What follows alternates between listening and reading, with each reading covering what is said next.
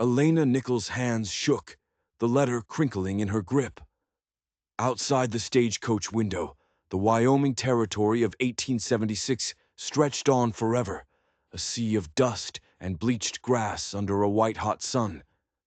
She had left everything behind: her life in Boston, her job as a teacher, the familiar faces of her friends. All of it was gone.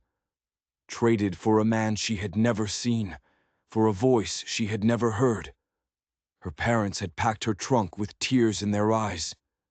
They'd sent her west with nothing but a marriage contract and a promise of a better life. But as the heat pressed in, she felt a cold dread seeping into her bones. 22 years old, traveling alone to marry a complete stranger. It was madness. But her father's business had failed.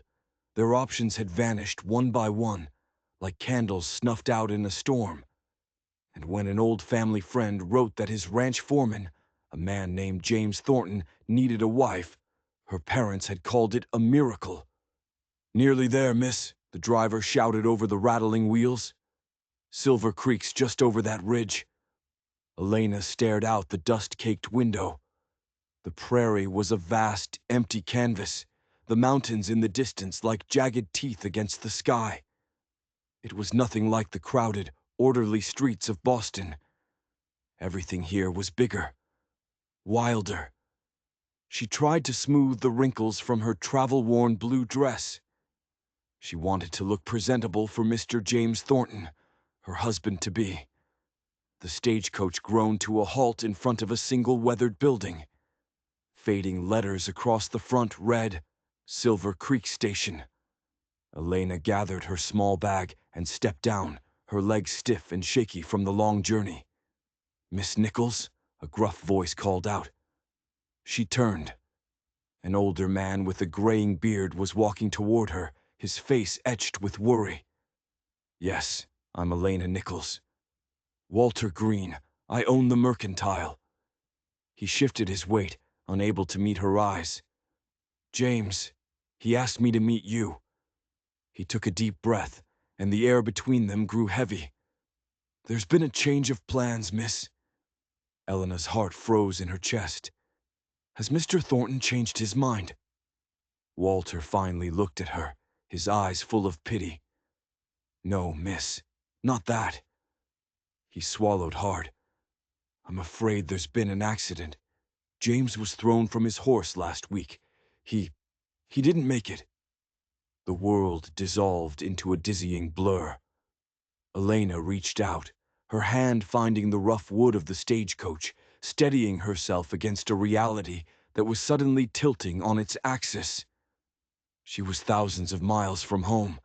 Her intended husband was dead, and she was utterly, terrifyingly alone.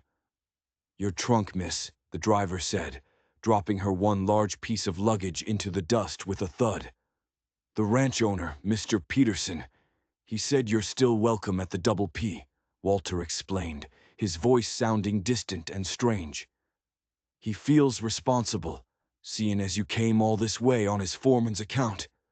Before Elena could find her voice, the thunder of hoofbeats shattered the quiet street. A rider on a dark horse galloped toward them, kicking up a cloud of dust that shimmered in the afternoon sun. He pulled the horse to a sharp stop, and Elena found herself staring up at a man whose face was hidden in the shadow of a wide-brimmed hat. He swung down from the saddle in one smooth, powerful motion. He was tall, with broad shoulders and a presence that seemed to command the very air around him. "This her?" he asked Walter, his voice a low, rough baritone that sent a shiver down Elena's spine. Walter just nodded. The man stepped forward, taking off his hat. He had sun-bronzed skin, a strong jaw, and eyes the color of a gathering storm. "Miss Nichols," he said, his gaze intense, searching. "I'm Kieran Lawson. I worked with James at the Double P." Elena tried to compose herself, extending a gloved hand. "A pleasure to meet you, Mr. Lawson, though I wish it were under different circumstances." Kieran took her hand. His grip was firm, his palm calloused and rough against her glove. It wasn't a handshake. It felt more like an assessment. "James was a good man," he said, his eyes never leaving hers. "We all took it hard." His gaze flicked to her trunk. "That all you brought?" "Yes," she replied, suddenly feeling how little she had to face this new, hostile world. "I'll take it." Before she could protest, he hoisted the heavy trunk onto his shoulder, as if it weighed nothing. "Wagons at the end of the street. Peterson sent me to bring you out to the ranch." "That's very kind," Elena began, the words catching in her throat. "But perhaps I should return east, with Mr. Thornton gone." "Came all this way for nothing, then?" Kieran cut in, his stare unwavering. There was no sympathy in his voice, only a hard, challenging edge. "Peterson's offering you a place, shelter, until you figure out what to do." Elena hesitated. Return home a failure, or step into the unknown, onto the very ranch where her fiancé had just died. She looked at Kieran Lawson's unyielding face, and a strange resolve took hold. She wasn't the same timid girl who had left Boston. "Very well, Mr. Lawson," she said, squaring her shoulders.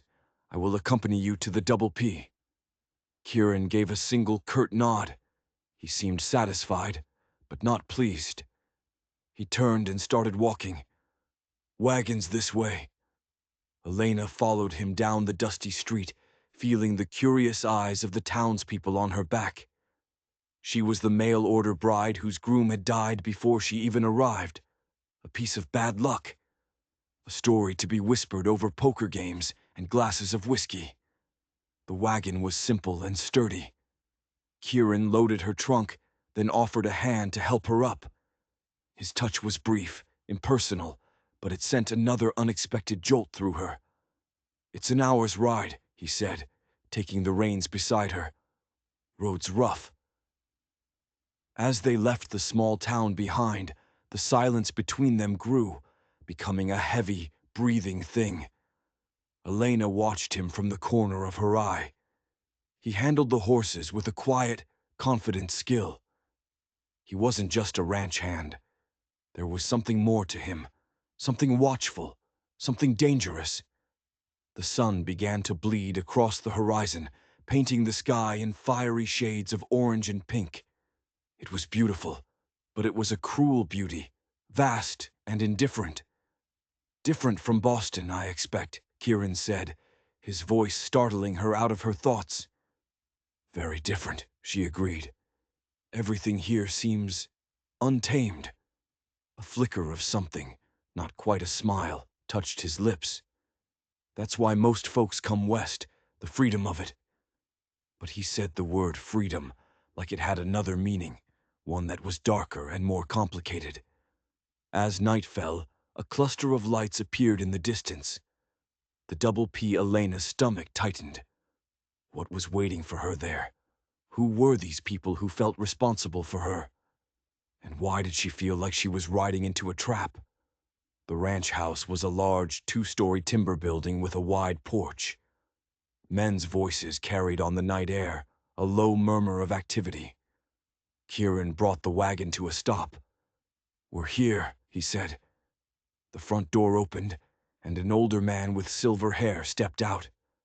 "Miss Nichols," he called, his voice warm. "Welcome. I'm Harrison Peterson." Elena let him help her down, murmuring her thanks. "James was like a son to me," Peterson said, his face full of genuine sorrow. "I feel responsible for this." Kieran had already taken her trunk and was heading for the house.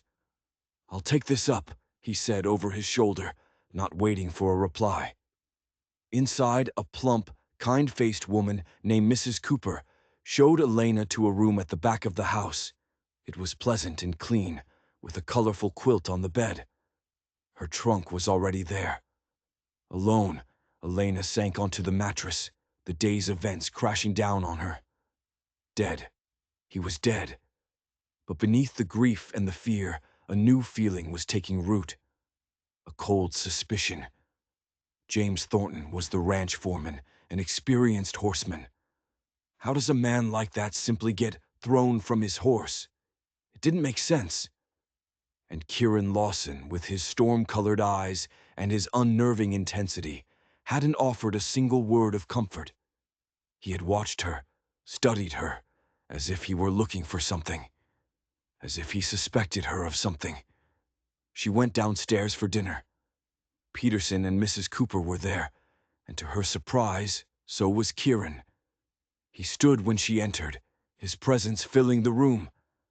He pulled out the chair beside him, a gesture of politeness that felt completely at odds with the raw intensity she felt radiating from him. Miss Nichols was a teacher in Boston, Peterson said during the meal. James mentioned it. Kieran looked at her, a new flicker of interest in his eyes. We could use a teacher here, he said. His voice was even, but Elena had the distinct feeling she was being tested. After dinner, as she climbed the stairs, Kieran's voice stopped her on the landing. He had followed her. "Were you and Mr. Thornton close friends?" she asked, turning to face him. He paused, his expression unreadable in the dim light. "Close enough," he said, his voice low and dangerous. "Close enough that I made him a promise. A promise. I told him I'd look after you if anything happened to him." He took a step closer, and the hallway suddenly felt very small. "And I always keep my promises." He turned and disappeared down the hall, leaving Elena standing there, her heart hammering against her ribs. He wasn't trying to comfort her. He was giving her a warning. Elena woke to the sounds of the ranch, a world away from the clatter of Boston. Sunlight sliced through her window, and for a moment she forgot where she was. Then the memory crashed back in. James was dead, and she was a stranger in a strange land, under the watchful eye of a man who seemed to resent her very presence. She helped Mrs. Cooper in the kitchen, listening as the housekeeper chattered away. "Mr. Peterson lost his wife years ago," Mrs. Cooper said. "No children of his own. That's why he took to James like a son." She lowered her voice. "He's taking his death mighty hard. We all are. It just ain't right." "What isn't right?" Elena asked, her hands stilling in the dishwater. Mrs. Cooper glanced nervously toward the door. James knew horses better than he knew people. That horse he was riding, old Diablo, James broke him himself. That horse wouldn't have thrown him. Not unless... She trailed off, shaking her head as if to dismiss the thought. "Unless what?" Elena pressed. "Unless something spooked him real bad," Mrs. Cooper finished lamely. But her eyes told a different story. She didn't believe it was an accident either. Later that morning, Mr. Peterson gave Elena a tour of the ranch. It was a sprawling, successful operation. As they neared a circular corral, the sound of a powerful animal and the shouts of men drew their attention. Inside the corral, Kieran was on the back of a bucking, twisting horse, a raw display of power and control. He moved with the animal, a perfect union of man and beast, until the horse, exhausted and defeated, finally stood still. "Best horseman I've ever seen," Peterson said, his voice filled with pride. Kieran dismounted, his face flushed with exertion. He tipped his hat to Elena. "Morning," he said. His eyes, however, were cold. "That was remarkable," Elena said honestly. A ghost of a smile touched his lips. "Horses are like people. They respond better to kindness than force, unless force is all they understand." The comment felt pointed, a message meant only for her. Peterson asked Kieran to show Elena the old cabin they'd discussed turning into a schoolhouse. As they walked, the silence was thick with unspoken questions. The cabin was neglected, but solid, and Elena could immediately see its potential. "So, you're considering staying?" Kieran asked, leaning against the doorframe, his arms crossed over his chest. He was watching her, always watching. "I have few other options," she replied. "Teaching would give me a purpose." James was looking forward to you coming, Kieran said suddenly, his voice low. He read me parts of your letters, said you had a way with words that made him feel like he already knew you. The words were a gut punch, a reminder of the future that had been stolen from her. I wish I could have known him, she whispered. He deserved better than he got, Kieran said, and the raw anger in his voice was unmistakable. He wasn't talking about being thrown from a horse. He was talking about murder. That evening, Elena sat on the porch as the sky exploded into a symphony of color. Kieran appeared, carrying 2 cups of coffee. He handed one to her and sat down, the silence stretching between them. "Does it ever get lonely out here?" she asked, more to break the tension than anything else. "There's a difference between being alone and being lonely," he replied, his gaze fixed on the horizon. "I've known more loneliness in a crowded city than I ever have out here." He turned to look at her, his eyes reflecting the dying light. "James said you had depths. I see that now." The moment was intimate, charged. It felt like a truce, or maybe just a different kind of interrogation. He was trying to get inside her head, to understand her. But why? He stood to leave. "I promised James I'd look after you," he said again. "That means making sure you're safe." "Safe from what?" Elena asked, her voice trembling slightly. Kieran paused at the top of the steps. "From whatever got him killed." The words hung in the night air, a confirmation of her darkest fears. She wasn't just a grieving fiancée. She was a piece in a puzzle she didn't understand, a puzzle that involved a dead man, a suspicious accident, and a dangerous cowboy who was watching her every move.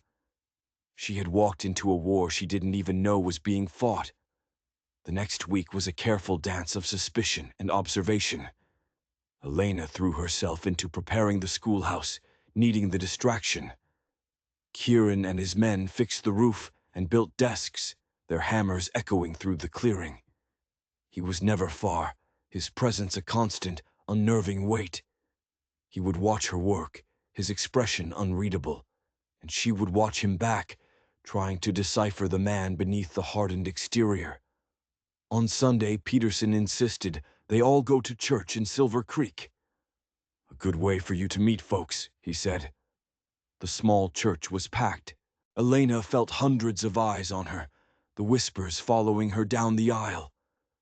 "That's her, the one who came for James Thornton. Poor thing." She was a local curiosity, a tragic figure in a drama everyone was watching. After the service, as Peterson introduced her around, a low voice spoke near her ear. "You're doing fine." It was Kieran. He looked out of place in his Sunday clothes, but his presence was a strange comfort in the sea of staring faces. Before she could reply, a beautiful blonde woman in an expensive dress glided toward them. "Kieran Lawson," she purred, placing a possessive hand on his arm. "I haven't seen you in town for ages." "Miss Harrington," Kieran said, his voice stiff as he subtly pulled his arm away. "This is Miss Nichols, Elena, Victoria Harrington. Her father owns the bank." Victoria's eyes raked over Elena, cold and dismissive. "Ah, yes, the mail-order bride." The words were laced with venom. "How resilient of you to stay on after the accident." "Miss Nichols is establishing a school for the ranch children," Kieran cut in, his voice like ice. "Something this community desperately needs." "How noble," Victoria sneered, then turned and walked away. "I apologize for her," Kieran said quietly. "She seems territorial," Elena observed. A rare, humorless smile touched Kieran's lips. "That's one word for it."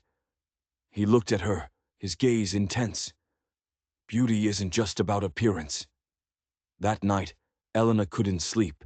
She slipped out onto the porch, needing the cool night air to clear her head. Soon she heard a horse.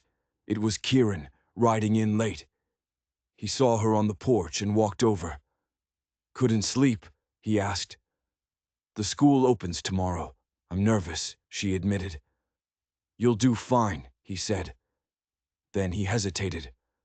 I was checking the fence lines in the north pasture. We've had reports of rustlers. Is that dangerous? Can be, he said, his tone casual, but his eyes were hard. Cattle thieves don't take kindly to being found. He paused. I'll ride by tomorrow morning to see how you're getting on. It wasn't a kind offer.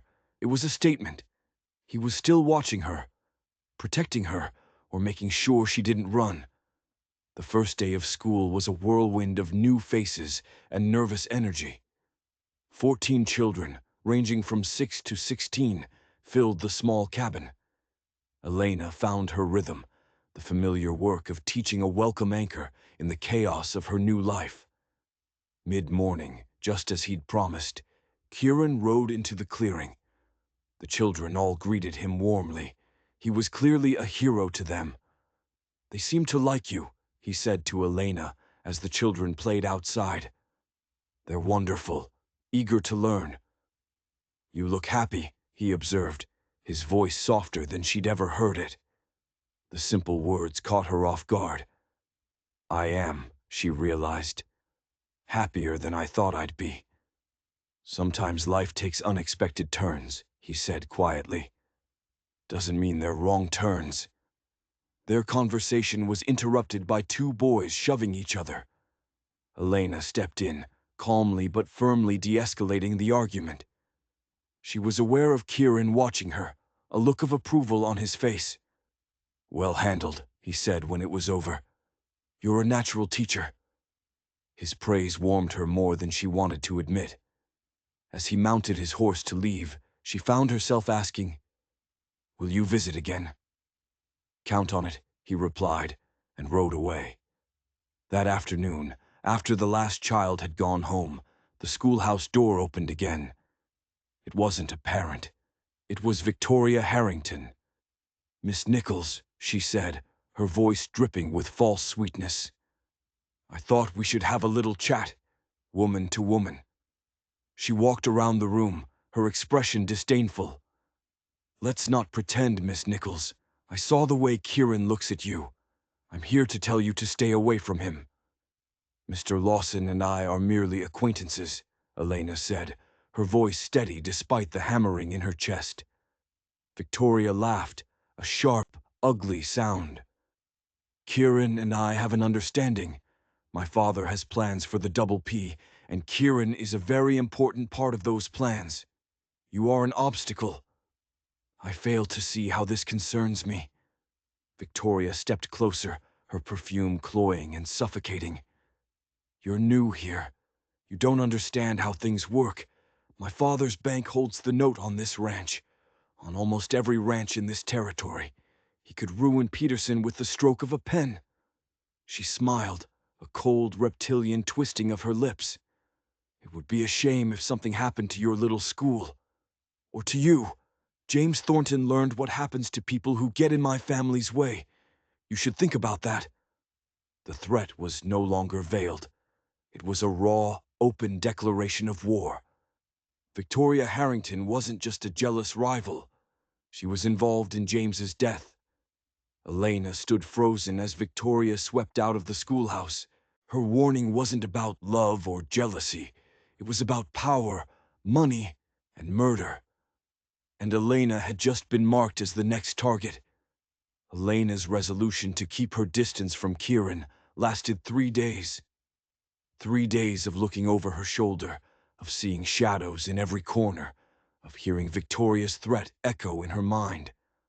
On the third afternoon, just as school was ending, Kieran appeared at the door. His face was grim. Elena, he said, the urgency in his voice cutting through the air. There's trouble. Rustlers hit the north pasture last night. 2 of the hands were shot. My God, she gasped. Are they? They'll live, he said quickly. But Peterson's getting a posse together. We're tracking them. I'm riding out. Her heart seized with a cold fear. This wasn't about cattle. She knew it. It was about the Harringtons. It was an escalation. When? She asked, her voice a whisper. Within the hour, he stepped closer, his voice dropping. I wanted to tell you myself. Please be careful, Kieran. The words slipped out, full of an emotion she could no longer hide. He looked as if he wanted to say more, his stormy eyes searching her face. Then, with a curt nod, he turned to leave. Kieran, she called out. He stopped. Come back safe, she managed to say.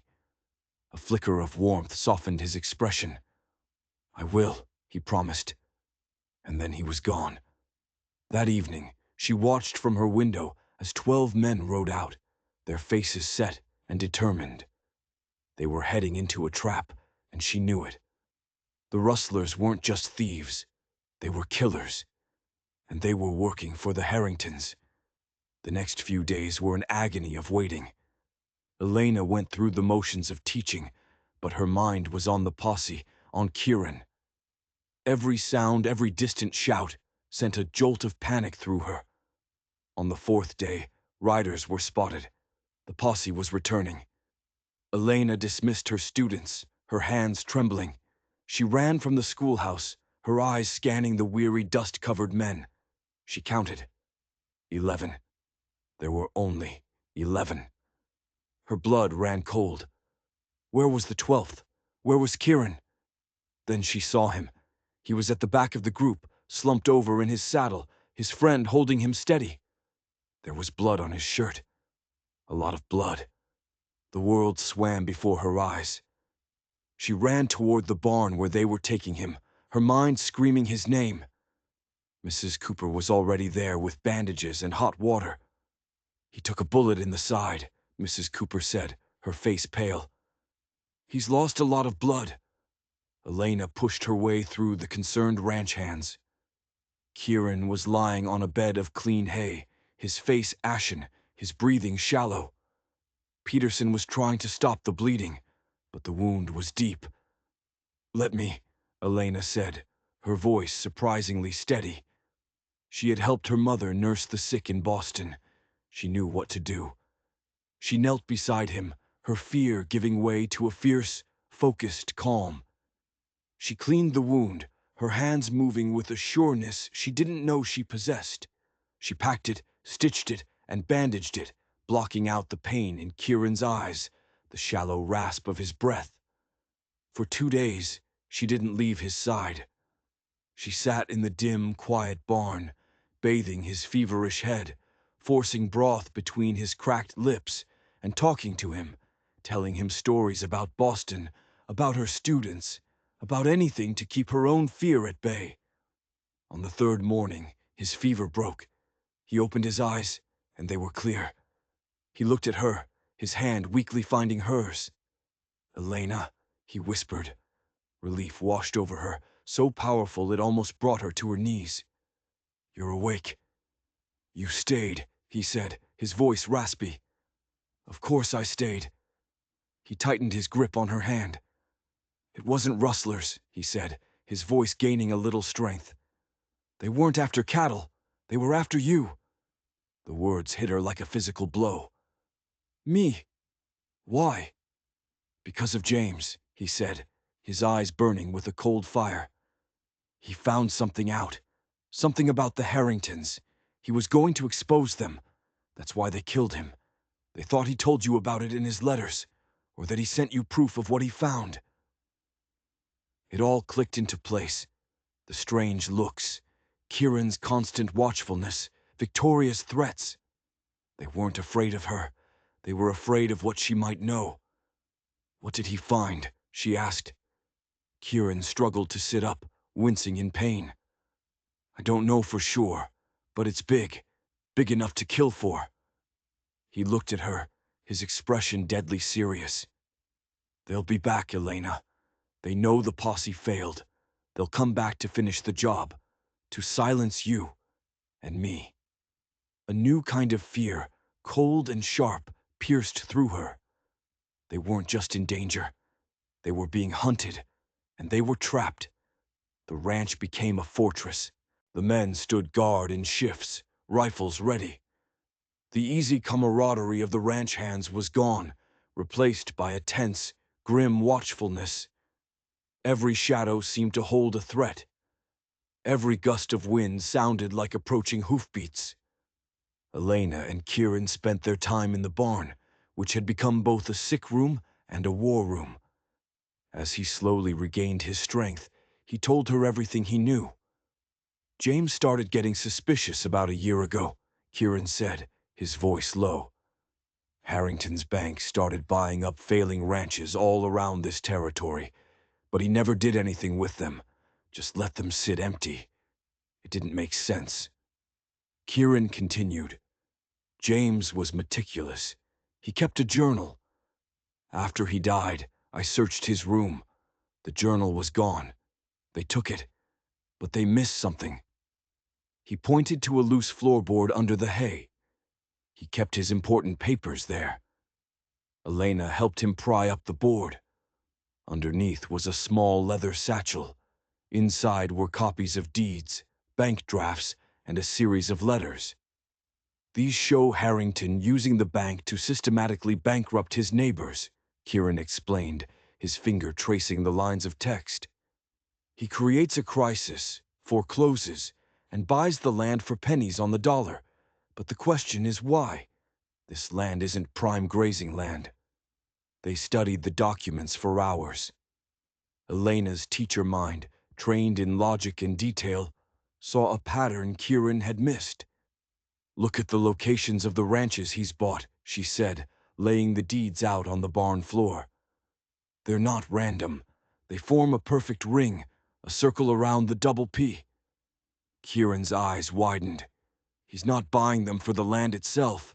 He's buying them to cut us off, to isolate us. But why? Elena breathed. What's so special about the double P?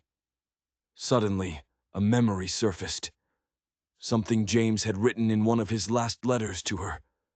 It had seemed like a poetic flourish at the time, but now... He wrote about the creek that runs through the north pasture, she said slowly. He said, "The water here sings a silver song, Elena, a song of the future." Kieran stared at her. "The Silver Creek," he whispered. "It's not just a name." He struggled to his feet. "We need to see something." Leaning on Elena for support, he led her out of the barn and toward the main house.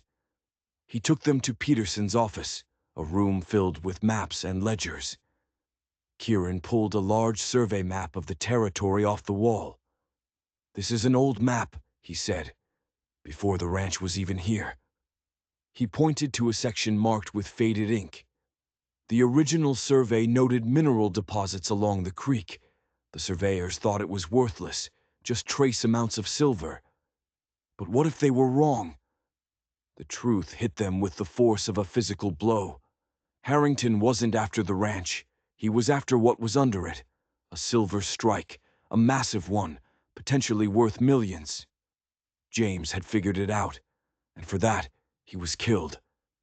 "Peterson doesn't know," Kieran said. "His father bought this land for the grazing. He never cared about what was underneath." "But Harrington knows," Elena finished, "and he's been planning for years to take it." Just then, a rider galloped into the yard, his horse lathered in sweat. It was one of the hands who had been posted as a lookout. "They're coming!" he yelled. "At least 20 of them, coming up the main road." The final siege had begun. Panic erupted. The ranch hands grabbed their rifles, their faces grim. Peterson rushed out of the house, shouting orders. They were outnumbered, outgunned. "We can't hold them off in a straight fight," Kieran said, his mind working fast despite his injury. "We need a plan." Elena looked at the map still spread across the desk. Her eyes traced the lines, the topography, the creeks. "They're coming up the main road because it's the only direct approach," she said. "But it's not the only way in. Or out." She pointed to a series of ravines and old game trails on the map. "Kieran, do you know these paths?" He nodded. "James and I hunted every inch of this land. We know it better than our own faces." "Then we don't fight them here," she said, a desperate, brilliant idea forming in her mind. We lead them into the canyons. We split them up. We use the land against them. It was a reckless plan, born of desperation, but it was their only chance. As the first shots echoed from the valley, Kieran gathered the remaining men. "We're not going to defend the ranch," he announced, his voice ringing with authority. "We're going to disappear." They moved fast.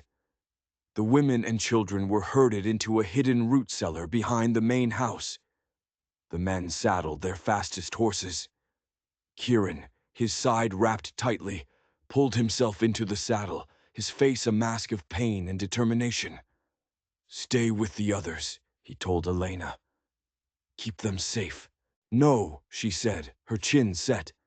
"I'm a better shot than half your men, and you know it. I'm not hiding while you fight." He looked at her, and in his eyes she saw not anger, but a deep, grudging respect. He gave her a rifle and a nod. "Stay close." They rode out, not to meet the attackers, but away from them, melting into the labyrinth of canyons and ravines that James and Kieran knew so well. They became ghosts, phantoms in the landscape. Harrington's men, led by a ruthless hired gun, found the ranch seemingly abandoned. Confused, they spread out, searching the buildings. And that's when the trap was sprung. From the ridges above, Kieran's small force opened fire. It wasn't a battle. It was a harassment. A single shot here, another there. The echoes in the canyons made their small group sound like an army. Panic began to spread among the attackers. They were shooting at shadows. For hours, the deadly game of cat and mouse continued. Elena fought alongside Kieran, her fear replaced by a cold, clear focus. She was no longer a Boston schoolteacher. She was a woman defending her home, her life, and the man she was realizing she loved. As night fell, the attackers, frustrated and unnerved, made a mistake. They split up, trying to flush out the phantom shooters. It was the opening Kieran had been waiting for. He led his men on a daring raid, circling behind one of the smaller groups, capturing them without firing a shot. The tide was turning, but their victory was short-lived. A new sound reached them, the crackle of fire. From their vantage point, they saw a horrifying sight. The main ranch house was in flames. "They're trying to flush us out," Kieran snarled, "and the women and children are in the cellar." Despair threatened to overwhelm them. They were trapped.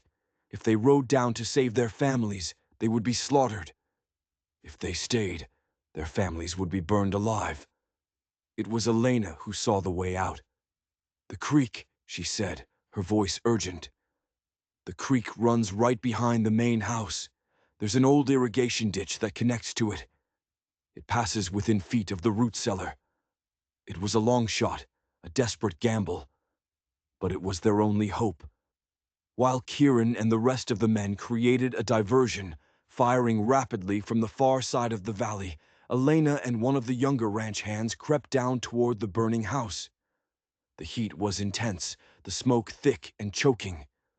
They found the irrigation ditch, a shallow, muddy trench, and followed it. They reached the back of the cellar just as the roof of the main house began to collapse. The cellar door was blocked by burning timbers. They were too late, but Elena refused to give up. "The wall!" she screamed over the roar of the fire. "It's old stone and mortar. We can break through." Using the butts of their rifles, they began smashing at the cellar wall. Inside, they could hear the terrified cries of the children. Smoke was beginning to pour into the small space. Finally, a few stones gave way. A small opening. One by one, they pulled the women and children out of the smoke-filled cellar and into the relative safety of the ditch, just as the entire house crumbled into a mountain of fire. They had saved the families. But the battle was not over.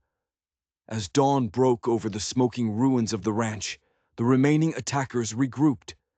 They had been tricked, outmaneuvered, and they were furious. They knew Kieran's forces were small, and now they were out in the open. The final confrontation was at hand. Kieran and his handful of men stood their ground, using the rocks and the creek bed for cover. Elena, having led the families to a safer cave higher in the hills, rushed back to the fight. The battle was brutal and close. But the ranch hands were fighting for their homes, for their lives. Harrington's men were fighting for money. And in the end, that made all the difference. When the dust settled, the hired guns were either dead, wounded, or had fled. But their victory was paid for in blood. 2 of the ranch hands were dead.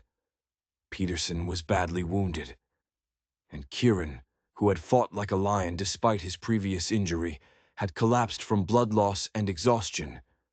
As Elena knelt beside him, trying to stop the fresh bleeding from his side, a lone rider appeared on the ridge. It was Victoria Harrington. She sat on her fine horse, looking down at the carnage, at the smoking ruins of the ranch, her beautiful face a mask of cold fury. "You should have left when you had the chance," she called down to Elena, her voice carrying in the quiet morning air. "None of this had to happen." "It's over, Victoria," Elena shouted back, her voice hoarse. "Your men are gone. Your plan has failed." Victoria laughed, a chilling, unhinged sound. "The plan hasn't failed. It's just been delayed." She raised a small, pearl-handled pistol. "My father will still get this land. He'll just have to do it without any witnesses." She aimed the pistol, not at the wounded Kieran, but directly at Elena. Before she could fire, a shot rang out from the hills.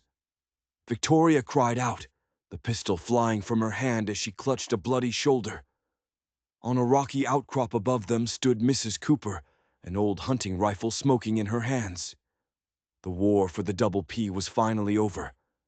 They rode back into Silver Creek not as victims, but as heroes. The captured mercenaries, under pressure, confessed everything. They told the sheriff about Harrington's plan, about the silver, and about the murder of James Thornton. They implicated Victoria as the one who gave the orders. The Harrington Empire, built on greed and blood, came crashing down. The bank was seized by federal marshals, and the truth of Harrington's corrupt dealings sent shockwaves through the territory. Victoria and her father were arrested, their reign of terror at an end. Weeks later, the Double P Ranch began to heal. Neighbors from all over the territory rode in to help rebuild the main house, their gratitude for the end of Harrington's tyranny stronger than any fire. Peterson, recovering from his wounds, officially made Kieran his partner, giving him half the ranch. The silver strike, when confirmed, would make them all wealthy beyond their wildest dreams. One evening, Elena and Kieran stood on the porch of the half-built new house, watching the sunset. Her head rested on his shoulder, his arm wrapped tightly around her waist. "What will you do now?" he asked softly. "I'm going to open my school," she said. "These children deserve a future." She looked up at him, her eyes shining. "And I'm going to marry the man I love, if he'll still have me." Kieran turned her to face him, his hands gentle on her face. His stormy eyes were clear now, filled with a love so deep it took her breath away. "Elena Nichols," he said, his voice thick with emotion. "You came here expecting to marry my friend. Instead, you walked into a war. You fought, you saved us all, and you showed me what courage really is." He pulled a small object from his pocket. It was a simple gold band, a ring he had bought in town. "I'm not the man you came for," he said. "But I swear to you, I will spend the rest of my life trying to be the man you deserve. Will you marry me?" "Yes," she whispered, tears of joy tracing paths through the dust on her cheeks. "Oh, yes." He slipped the ring on her finger as the first stars began to appear in the vast Wyoming sky. They had faced down their ghosts and won. They had found their home, not in a place, but in each other. They had started with nothing but secrets and suspicion, and they had built a future out of courage, hope, and a love that was stronger than any fire. This story is a powerful reminder that sometimes the family you choose is stronger than the one you're born into, and that even in the darkest of times, one small act of courage can be enough to bring a whole rotten world tumbling down. If you believe that everyone deserves a second chance, do me a favor and hit that like button. And if you want more stories about the fight for justice on the untamed frontier, make sure you subscribe. You never know what secrets are waiting to be uncovered.